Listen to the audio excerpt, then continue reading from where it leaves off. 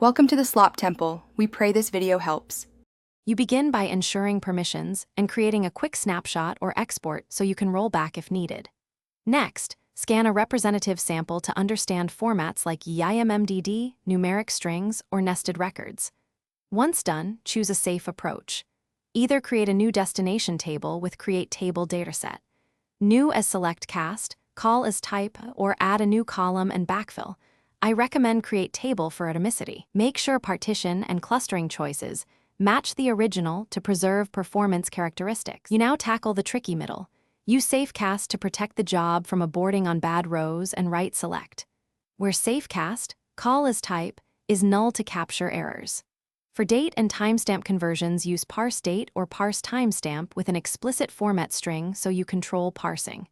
If the column is repeated or a record, unnest, transform with array/struct, then reaggregate. Also consider write truncate for atomic replace and monitor slot usage for large jobs to avoid throttling. You finish by validating counts, checksum or sample rows between old and new tables. Confirm nullability and partitioning are correct. Once validated, update dependent views or rename tables to swap with minimal downtime, and then drop the original snapshot. Make sure to update downstream jobs and IAM if the new table lives in a different dataset. If things go wrong, check the error. Most failures stem from invalid formats. Use SafeCast. Add cleansing steps, or run a small select to find offending rows and adjust the parse format. Thanks for watching. Consider subscribing if we helped you.